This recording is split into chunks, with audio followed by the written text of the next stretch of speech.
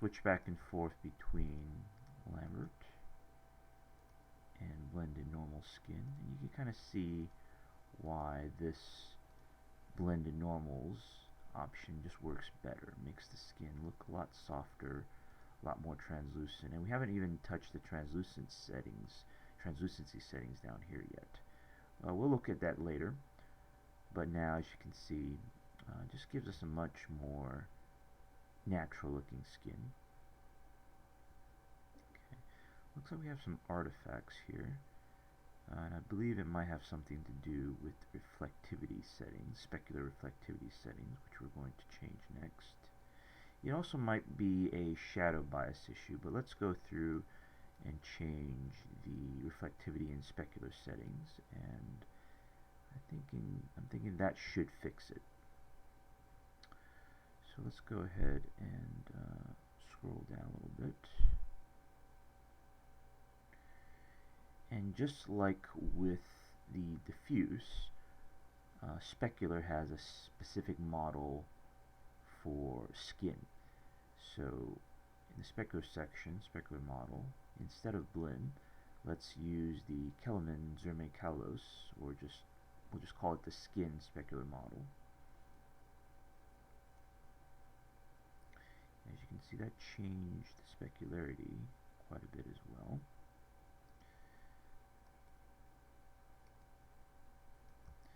Let me just toggle between blend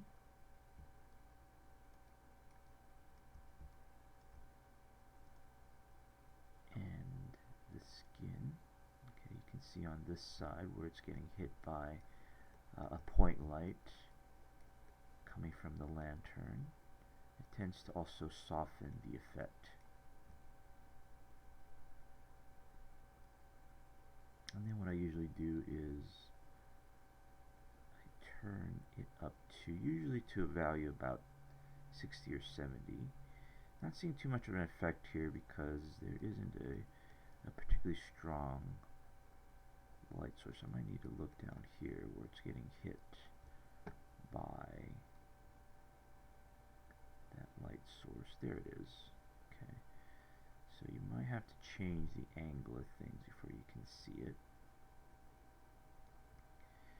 And once you reach a certain threshold, you can see the effect fairly clearly.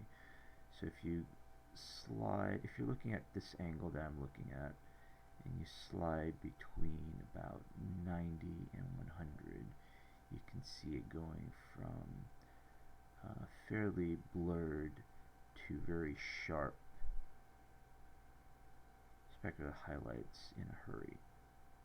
Okay.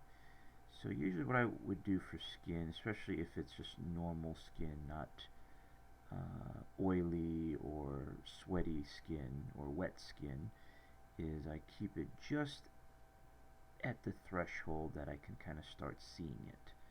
As you can see right there, below 90 I can barely even notice it, and once I'm into the mid-90s I can start seeing it. So I would say somewhere around the mid-90s. And if it's too much, lower it back down.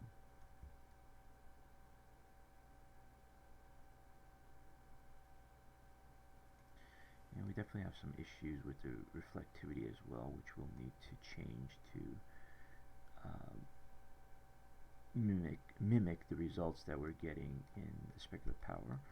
So let's go ahead and do that. Let's scroll down to reflection map,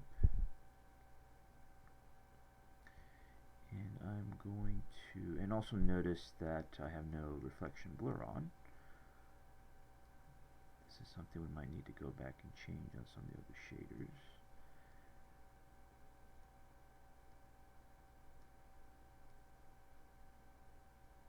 Also lowering the intensity a little bit.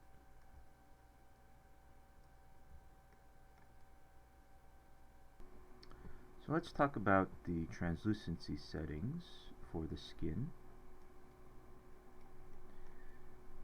And right now, as you can see, just the diffuse skin shader that we enabled up here under blended normal skin. That in itself made the skin look very soft and somewhat translucent, but we can get an even more dramatic effect if we enable translucency.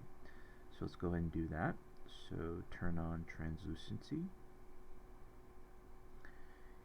And the way to actually get it to show up is to increase the translucent minimum. So as I turn it up, as you can see, it's causing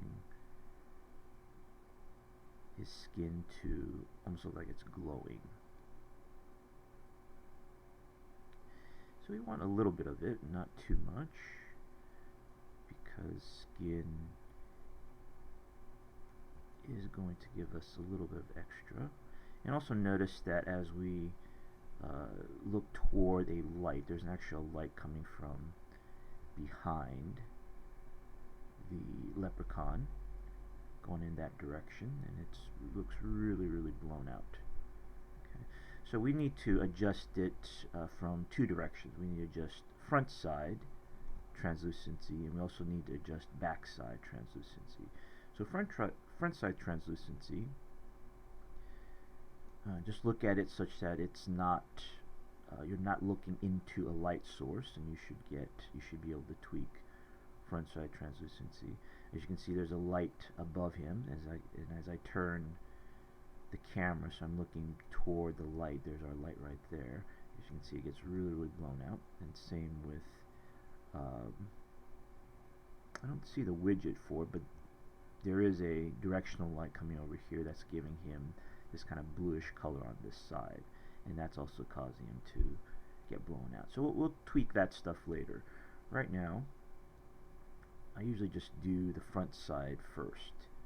So just look at the skin without looking into the light and adjust it so that there's an extra maybe 15% or so brightness.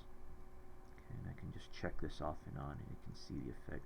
It should be subtle, because skin, even though it is translucent, is not going to actually look like it's glowing or emitting light. It's just scattering the light that penetrates through the outer surface of the skin.